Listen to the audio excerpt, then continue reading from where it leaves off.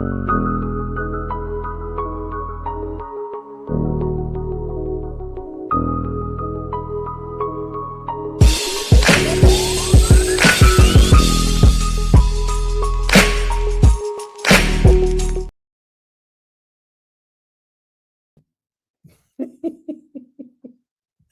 about that.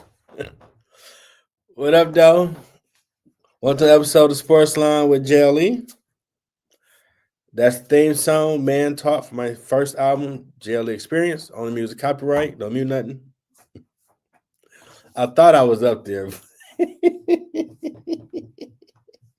Look at that, like, wait a minute. Why I'm not on the screen? I'm your host, JLE. Not going on in sports. My Lions won, and they won it with a different way. They avenged the loss to Washington, even though they had people that was hurt from last year's playoff. But Coach Dan Campbell was calling the plays. That was a big topic most of the week on a lot of sports shows. And I would say, given what happened when they lost to Minnesota, brought the need for the change because they looked terrible. The offense looked bad, and I mean, it's still wide open for who can win the Super Bowl this year. And they still have a great chance to get there and win it. So something needs to be done. Now, from what they've been doing under his leadership, they run the football, they throw the ball, they have some of the balanced attack. They got back to that. You know, it's cool to pass the ball, but as we see with football, you still got to run the ball. And I learned that he coached under as assistant coach for Sean Payton in New Orleans, so it ain't too crazy for him to take over as the calling the plays. He learned from under him, so he know what to do. Appreciate you tuning in. So he learned from him on how to call the plays, and he was doing a good job calling the plays. The ball was going down the field, and it was looking good. You know, Lions whooped up on them 44-22, which is a good start. But with them doing it this way, can they take this to the next level and get to the Super Bowl? If the defense brings it every week, that is the true question and issue that I always talk about with my Detroit Lions. You got to play like a championship defense every week. They come off like they got the champs coming. We go play them Sunday night at their place, Philly. I expect them to give a great effort. But if they go play a team that's not doing good, we shouldn't see another Minnesota because Minnesota is 500, but they're not considered a team that's going to go play for Super Bowl right now. And it seems like they play down to their competition compared to they should have smashed Minnesota. That defense should have been all over J.J. McCartney. He won the championship with the Wolverines as quarterback, but he's still figuring out the NFL game. So you weren't playing no MVP-type quarterback of the league. And the offense looked terrible, and the defense looked terrible because you lost to them. Like, come on. Chicago with Ben Johnson, they're tied with us at 6-3. So it's going to be some work. I mean, you really just swapped out Minnesota with Chicago this season. The last season, us and Minnesota was fighting for the number one seed. They probably should have kept Sam Darnold, in my opinion. You got rid of that quarterback and you starting over. Defense ain't playing like a Super Bowl-like defense like there was under Darnold quarterbacking.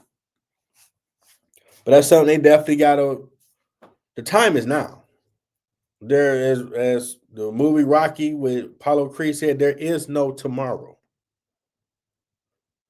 I don't know what my team be thinking. I don't know if they are partying downtown Detroit, whatever.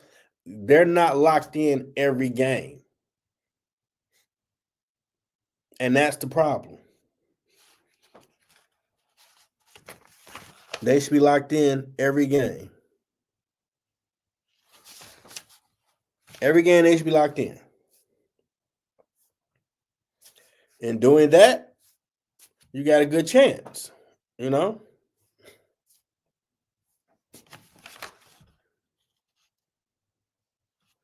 And we'd be awesome, but you can't play around with it. It's not what we do. Can't play around with it. Gotta break it. So hopefully they win against Philly. But even after the Philly game, when you play a team that's not on the same caliber, I don't need to see a letdown. Because now I'm looking at the coach. You doing something wrong if y'all not playing like we should have went to Super Bowl last year and we upset that we didn't go that far. That's where that team needs to be playing. Appreciate the comment. So hopefully we do that. I did see that people that have YouTube TV have been watching Disney, ESPN, or ABC because Disney YouTube TV had come on a new contract. They just came to agreement with one. So after October 30th, you pay for YouTube TV, you couldn't watch ESPN. Or Nat Geo, FX, Freeform, SEC Network, SEC, or ACC Network. Now they write it that wrong, so people that have that should be good. Buffalo lost to Miami, and they lost badly. All the issues that Miami got, it's starting to look like this should have been Buffalo year to go to the Super Bowl. I don't know what the issue is. A lot of it looked like on film that is Josh Allen or bust, and that's the issue. They do have a good running back. They have some receivers. I don't know why the defense not playing like a Super Bowl defense as well. And I mean, these things that you can't overlook. You gotta be locked in. I mean, we done seen enough teams who won Super Bowls what they did. Every game mattered. Ain't no games off. I mean, the Ravens defense of old with all them great players, I was told like, no. Every week, it's disrespectful if you're getting past 10 points. And it's like a lot of these people just play the game. They don't have that mindset from what you see on film because that effort ain't there. Like, nah, when you play us, you should put your head down like, man, we got to go to Fort Field. My goodness. We got to go to Buffalo. Man, we got to deal with this. And they ain't doing that. So I come from an era where you had dominant team like Jimmy Johnson Cowboys and others where, oh, yeah, we're going to do what we do and punch you in the face. You ain't going to stop it. And a lot of these teams kind of take stuff off a little bit, like it ain't that big of a deal, but you're doing the building blocks from what these Hall of Famers will later tell you. So when it come playoff time, everybody know what y'all doing. We come in, punch you in the mouth. We want that title. We're going to fight, claw, scratch, whatever we got to do to get it. It's not going to be an easy day for you and your players. And they've been building that all season. So to see Buffalo starting to have a slide like right now because no one expected New England to do much. They got Drake May, former player for the team, Mike Vrabel, showing he's a good coach. Now they 9-2. They surpassed y'all. Well, it's them, the Colts, and the Broncos are 8-2. Them three teams fighting out to see who's going to get the number one seed. And you thought you would have Buffalo in that mix. I mean, can't rule out Ravens because Lamar back. As long as he stop running the ball and hand it off, shouldn't get hurt. Kansas City gonna make some noise. And it's gonna be a thing. So teams are starting to figure out some things, and Buffalo Bills is looking like, I don't know about y'all, man. And I'm shocked. I mean, I've had conversations with my cousin about New England. I've seen other sports shows. Some starting to say, well, New England gonna make the playoffs or the Super Bowl. I ain't gonna say that just yet. No one thought they'd be this good, so y'all surprising a lot of people. We'll see if people catch up by playoff time. Because I still think my Lions got something to say about that Super Bowl spot. Just well as Philly do. Now, Philly won 10-7 over Green Bay, and they winning because Philly is 7-2, along with Seattle and the Rams. And Lions, Bears, and Tampa are 6-3. But they don't look like a dominant 7-2 seed record of a team. And before my co-host stepped away, Marte, we will go back and forth, and I will have the perspective. You win the Super Bowl or any sports, you win the championship. The next season, every game is a championship game for everybody you play because now you're the measuring stick. So every game Philly is playing, all these teams that still got stuff to figure out, I'm pretty sure the owners is letting them people know when you play Philly, I better see your best on film. Or you might not still be here while we try to build our championship team. And that takes a lot. You getting everybody's best shot. You already had the wide receiver having grumblings about not getting the ball enough. So it's a lot. I already knew, okay, team's going to figure it out a little bit. Saquon is not going to get almost 2,000 yards. He's had 1 or 200-yard games, but I knew that was going to come, and they were more run the ball defense with the quarterback running. They're starting to fill in the gaps, so he's not running that much, and he's a cool quarterback, but to me, he's more like Russell Wilson. He got to be more pocket, and that might open it up more for Philly, in my opinion. But as is right now, I mean, they beat Green Bay 10-7.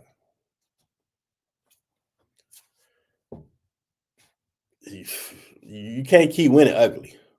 you defend the champ. You got to start, that offense got to start, man, at least put up 21 points consistently. Or these next few weeks going to be a dogfight to see where they fit, who get the number 1 seed. And it's some teams. I mean, Seattle and the Rams, they tied for the top spot. They division. So they got some contenders. Then you got Tampa, Lions and Bears, 6-3. So they right there too. That's 5 good teams trying to be number 1 seed. Get that bye week. But it's still wide open. I don't expect Kansas City to be there. They need to retool. I don't expect the Eagles to be there. I expect the Lions to take that spot. The way the AFC looking,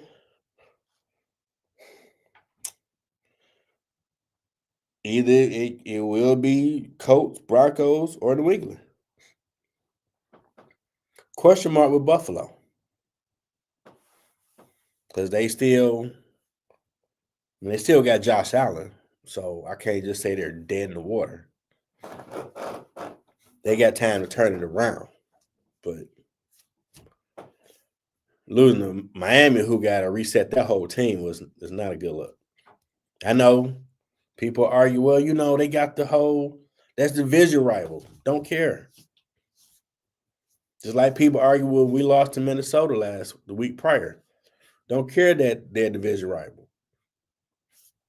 As the great Ric Flair said, there's a pecking order. When you're the best of the best and others not, it need to show.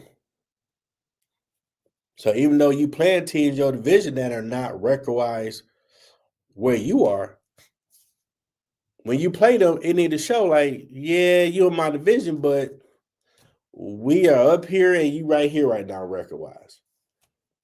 And you're gonna see why there's a difference compared to you see what happened with Miami and Buffalo. They beat them 30 to 13. What? Quarterback keep calling out players, the coach, people saying they don't respect, and they did that to y'all? There's supposed a lot of issues going on with Buffalo that they need to figure out. And slowly and quietly, you see the Colts, Weezy, or the Broncos, and now New England.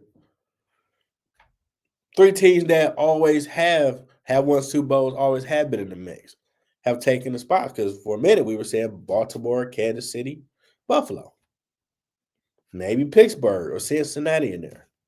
That's changing now, and it's wide open.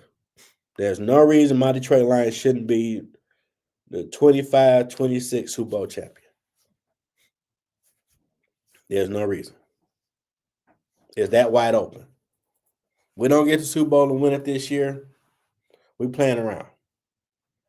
There's no team you can point to in the NFL and say, oh, can't nobody beat them. Nope, it's too wide open. Now, our former defense coordinator, Coach Aaron Glenn, he's evaluating everything with the Jets because their record is real bad.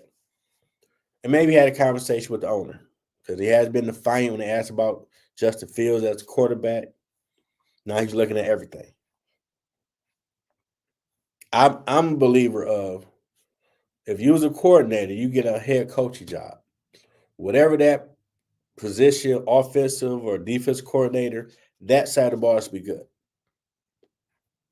And when you see on film, their defense don't look that good. Like, so I can imagine owner having them conversations like, okay, if nothing else, defense should be good because you was a coordinator for the Lions. Ain't nothing good right now. Don't look good on film. Like, no, you gotta fix that. I mean, he's smart enough, he should be able to do it. And then the Falcons quarterback Michael Penix Jr. There's a clip out there of him making a comment.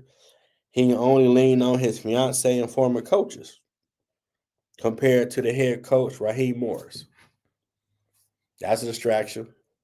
That just says there's something going on in that locker room that need to be worked out. Because what you mean you ain't going to your coaches on staff for support? I mean, if fiance, she's gonna eventually be the wife. That's always gonna be someone you lean on for stuff. But you're talking about football, you should be talking to the coaches in that building.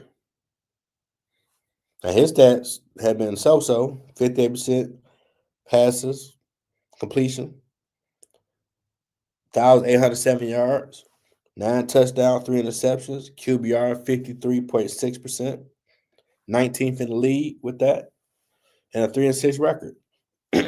Wide on the 4-game losing streak. They looked like they were, they next team up. But now I'm like, ooh, okay. It's interesting. Now, NBA, biggest story, Nico Harrison, the general manager of Dallas, was fired. They broke the news last season when they traded AD and a few other players in the pick for Luka to Dallas and Luka to the Lakers. Luka lost weight, got in better shape, and Lakers are 8-4. Dallas 3-9. He's a fall guy. Now it's been said that he did go to the owner to say he wanted to get rid of Luka. Maybe he was over there, he drinking beers. Michael Finley took it out of his hand during the playoffs in the back hallways.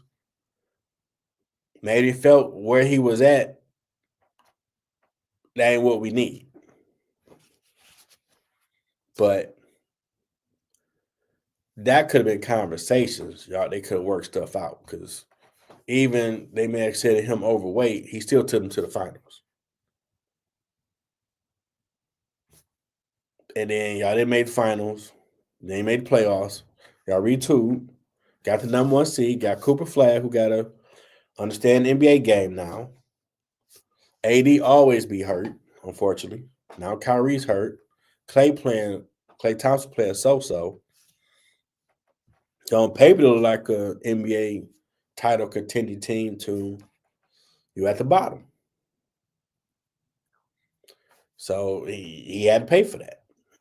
Now the owner signed off on the trade, and reports have been, well, he ran roughshod because he was down with the former owner Mark Cuban, and a new owner wanted to take power, and he probably wasn't listening to him like that. So he probably was cool with getting him out of there. So this is my show now. This is my team. And whenever those issues come up, in my opinion, y'all need to have a conversation about that. Because they had a lot of talent there. Well, okay, y'all could get back to NBA Finals soon. I'm happy my Detroit Pistons trading Landon from Duke. He's the president operation. He's building the program. We 10-2. Cade Cunningham taking another step forward, be a better player. The Knicks and 76ers are second and third at 7-4. I'm like, okay, there go my Pistons. Like, yeah, been some down years, but like they're getting the talent. And I know Trajan Landon, he been at Duke. He saw a winning program, culture. Give him time, he gonna build it here. As long as everybody buy in, we're gonna be good. And we starting to look in that direction. The West, OKC, I expect them to repeat. They 12-1. Denver 9-2, Spurs 8-3. My Lakers 8-4, 5th seed. LeBron's been out, but Luka has already said they putting the mentality next man up, so everybody contribute, and they've been winning. Austin Reeves been showing he might make some more money because he's been doing his thing, and I'm looking forward to life after LeBron. One of the guys' greatest gifts to the NBA, but all the politics behind the scenes stuff. Let's play basketball. But he's doing he's interviewing. He's working towards what's next. And it don't seem like he's too much in a hurry to come back as well.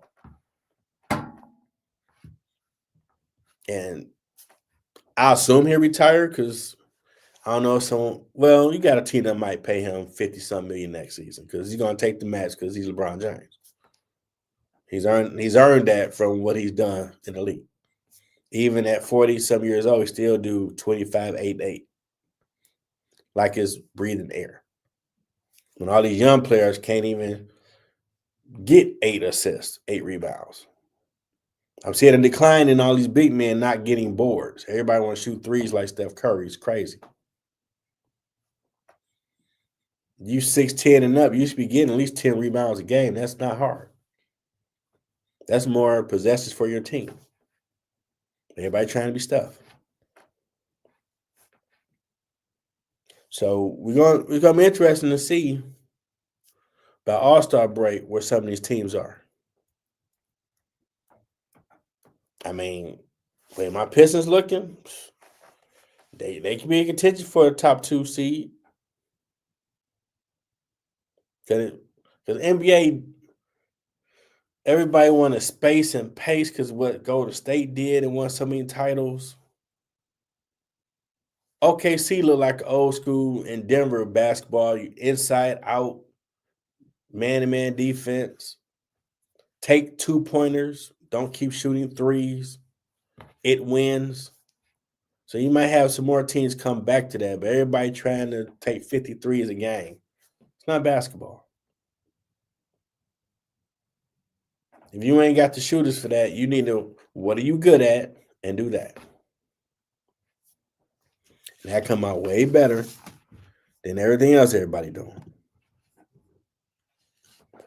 But it's getting back to being, I mean, you still had a Michael Jordan, I guess the clips of the interviews and him coming back talking about basketball may have added another layer to let's get back to basketball. Without the fans, we ain't nothing. This player empowerment era where you don't really care about the fan base who are the reason why you're making your salaries. Like, you gotta get back to rebridging that. So they stop watching. There's no point in pay all that money. And a lot of y'all are not going hard. A lot of players are injured right now. Like, y'all ain't played 3 months.